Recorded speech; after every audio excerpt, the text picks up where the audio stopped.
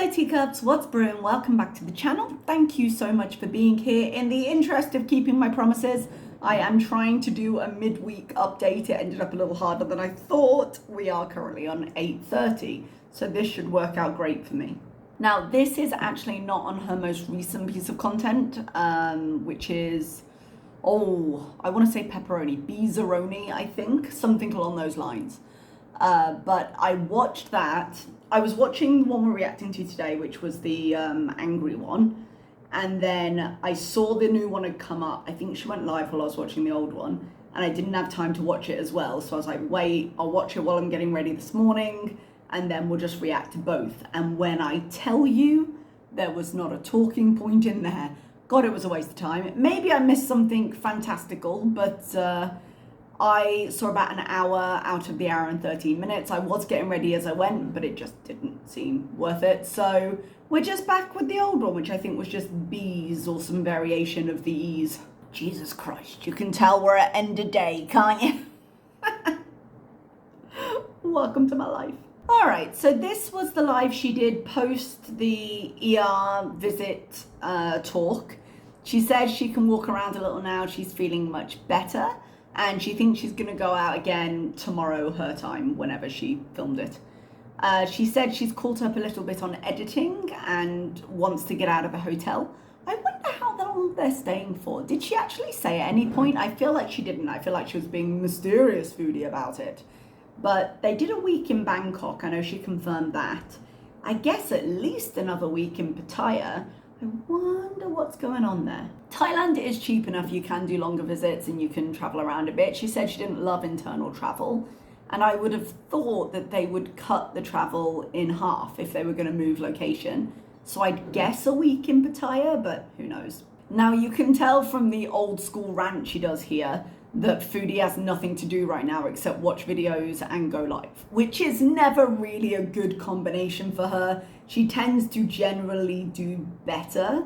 And by better, I mean more dull but less horrifying. She reveals less of herself when she pre-records and without anything else to distract her. We're back to the old school content of just let's get angry and have no emotional restraint and just turn the camera on and let people know.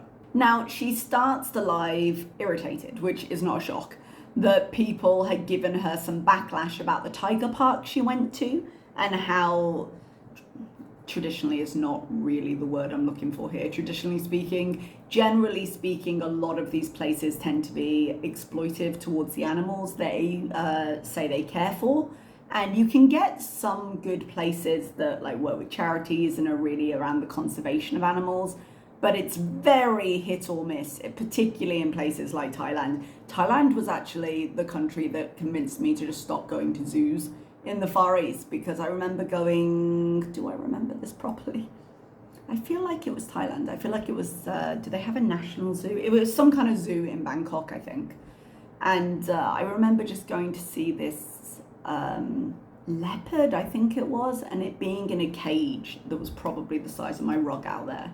And I was just like, oh no. Because there are some really good zoos in the world that work very much, like I say, with animal. What is the word I'm struggling with here? Conservation is the word I'm desperately trying to get my mouth around. And I've had about 3 takes of it so far. I keep trying to say controversy. It's not true, but we're at the end of the day. This is not coffee and I'm tired. However, the ones I saw in the Far East were not good examples of them. And eventually you can only take being sad so many times before you stop paying for it, you know? Now, in her next vlog, where she goes to see the elephant, she makes a really big deal of the fact that, no, this is an ethical place. Because of this, I think. But she's had the irritation about it kind of stirring around. And, you know, one anger becomes every anger with Foodie because she's never really learned to deal with her emotions. So once she gets started, everything comes out, and everything came out. So she claims she didn't see any bad practices that she could discern while she was there. And some bright soul, full of hope and naivety, said she doesn't have to defend it in chat. So of course Foodie continues to do so, talking about how animals are raised in captivity so they're more docile, and that the people were very nice, and false outrage and yada yada yada. She reminds us that she could sue for defamation, but she's not going to bother with people.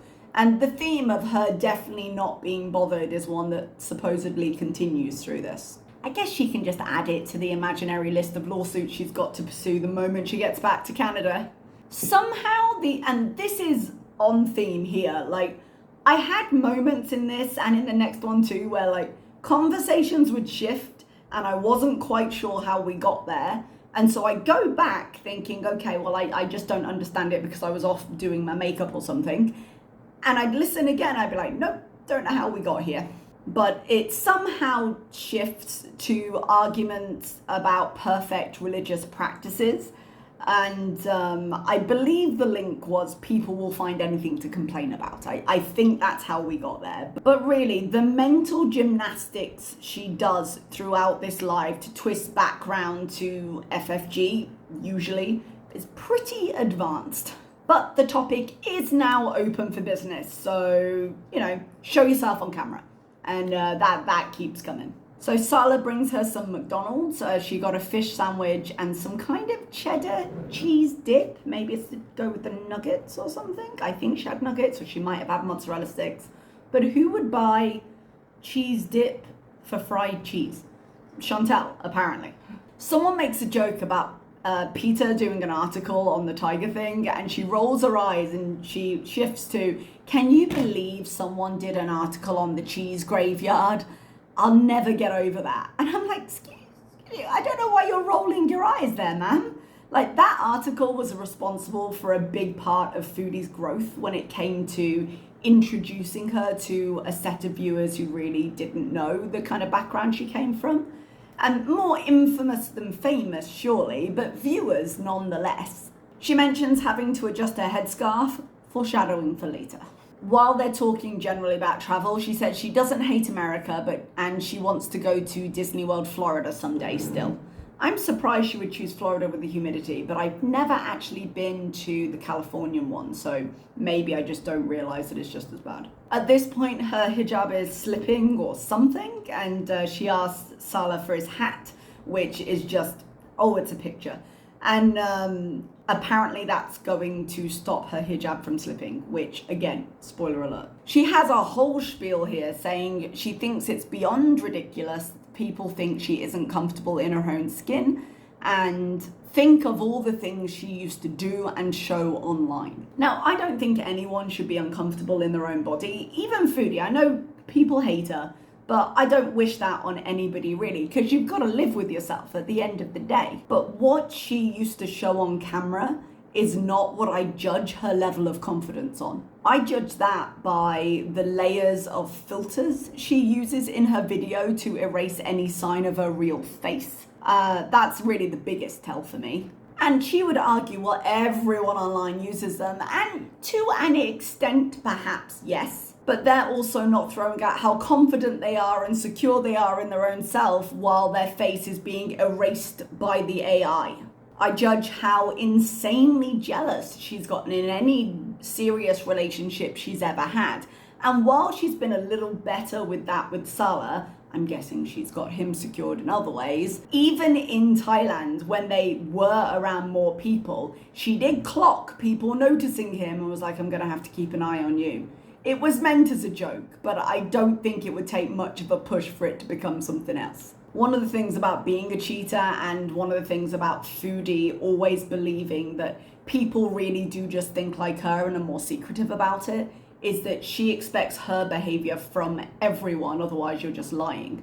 She's always been a cheater, and so she expects people to cheat on her, and it just feeds into her insecurities. And while we're thinking of more direct comparisons, I think I've mentioned this before on this channel, but hey, when she got called fat in French and was crying in the car about it? Even sitting here now, she is clinging to her hijab to try and keep it shaped around the part of her face that she wants to show.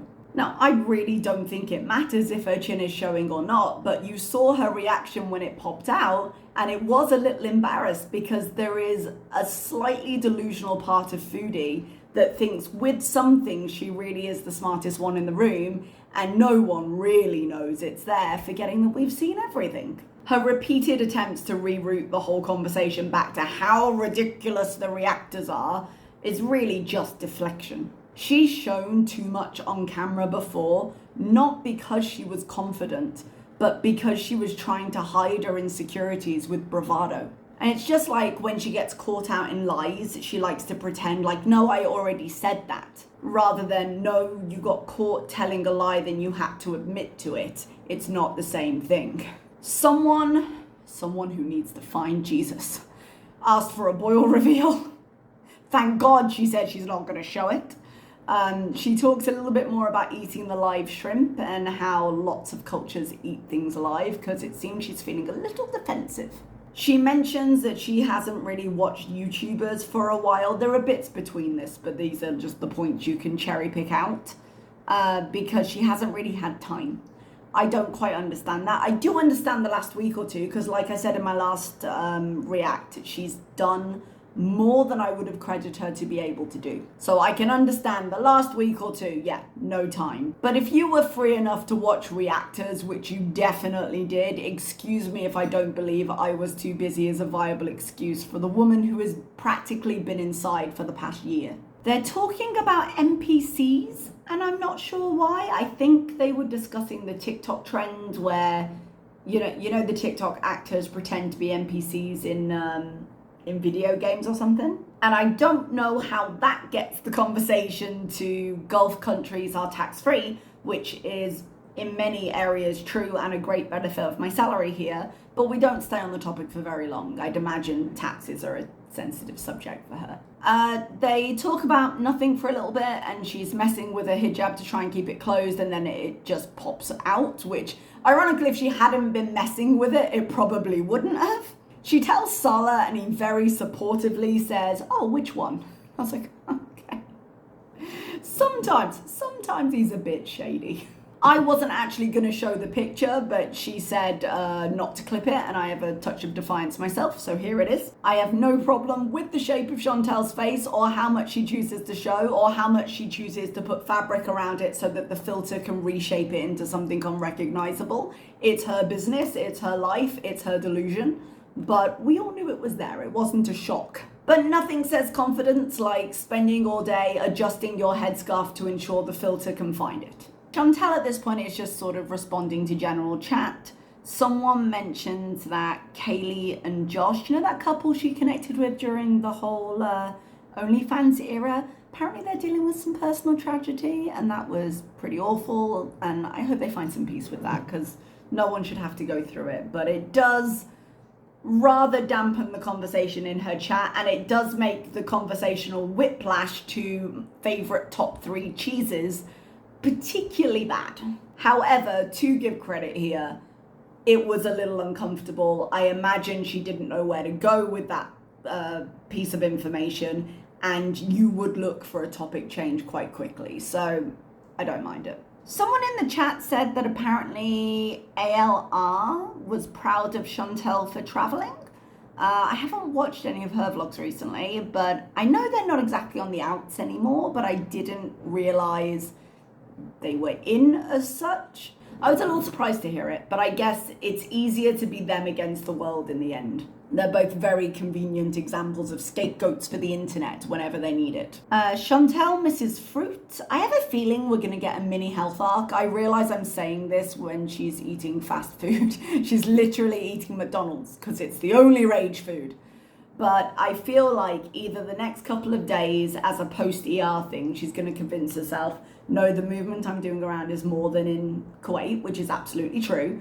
And therefore, if I eat more fruit and do that, I will be a healthy queen by tomorrow, and then she'll get bored, or she'll see some street food she wants to try, which I wouldn't even recommend a diet if you're going on holiday. Like, now is the time to try everything, so I wouldn't even really begrudge her it. But we may get a little mini health arc when she gets back to Kuwait, because she moved around so much in Thailand, and look, she can exercise, and if we put a little bit more effort, start those good habits, and then it'll all fall off. She thinks she's going to be able to walk around a little bit more tomorrow, so we might see a little bit more, but with the backlog of vlogs, we might not. A woman named Bella is trauma dumping in the chat and gives Foodie a chance to go back to her favorite topic of FFG, like she needed more of an excuse. Salah insults FFG from off screen, and Chantal continues to rant mainly about FFG, but generally about Girl World, because you know how they all start to mix. FFG becomes the representative for all reactors. She makes a point of correcting Salah about FFG being a dog killer, because she still willfully refuses to see the difference between her deciding her elderly cat was inconvenient and therefore we should find a reason to off her, and literally any other scenario where euthanasia might be appropriate. Long and oft-repeated story short, we all need to go touch grass, go touch sand, travel to Thailand, show yourself on camera and get a life. I do all of those things quite regularly. I will admit, not Thailand recently, but I have been there a couple of times. But I've done Athens and Dubai recently, so maybe you just have to get over that. I'm guessing we're all good here then, no problems? Great. Back to tigers, because one rage is every rage. I think that's what triggered her in the first instance. That's why we're going back to that. I think she's been seething that we didn't love her couples vlog. But we don't stand it for long because both of them have to go back and impersonate FFG. She says, let's take a bet. How many videos will my chin slip be on? All of them. All of them, and you know it, and you do it on purpose. Maybe not the chin slip itself on purpose, but the video is still up. You'll benefit from it. Says that we contribute nothing positive, which can be true in many cases, but she has sat there and been an awful human many a time and just made sure to eat something while she was doing it so she could call it a mukbang. So let's not mess with a working system. For somebody who claims she can't be body shamed, she certainly goes on about it enough. She makes the point that she's uncancelable. Just clip it just in case is what I'm saying. At some point, hubris has to get her. And she doesn't care. Not about her audience, because she's lost people she thought she would have forever. Not about the reputation she has throughout the community. She doesn't care, she doesn't care, she doesn't care. Doesn't this sound like not caring? The whole hour and a half of this shows a deep lack of problems. Another one to clip. Happy people never punch down and hate on people for doing their things. Foodie, that mirror again. I thought we had moved it. You put it in the hall. Nope, it's back. Avoid it, be careful. The quote is at about an hour and 21 minutes if you need it. She says they're trying their best and she's happy, which, I mean, ranting online has always been a favorite pastime of hers. She probably is as happy as she gets, but that's quite the caveat. And they pretty much just rant for the rest of the video. Salah kind of switches between hinting that they should kind of stop and move on, because that's, remember when he used to do that more? And then just extending things by agreeing and making fun of her too. And that, I think, is one of the reasons we'll never see, if he could influence her in any way, which he probably can't, while we'll never see any big changes, because I think there's enough of that childishness in Salah to just play badly, and by play badly I mean keep going with, when it comes to Foodie. So it's a case of them kind of bringing out the worst in each other in a lot of ways. But Foodie did come to Salah as the more experienced YouTuber, and it may just be that Salah's like, okay, more views if we do this. Okay, well, I like money. To which I say, you know, get your coin if you're happy doing it, but there usually are consequences, and in this case, your consequence is wearing your hat. And that's about where we are. They try at the very end to be like, oh, okay, tell a joke. They try to kind of unsour the conversation, and it doesn't really work, but it gives him another chance to do his goofy laugh, which I'm very tired of. I wish he would stop, so he won't. And we are done. So a nice quick video today. By the time I've got this edited down, it will be even shorter. But that's where we are. I'm trying to keep a hand in terms of keeping up with her, and I guess I'll see you if something happens. All right, everybody, thank you for being here. Bye-bye.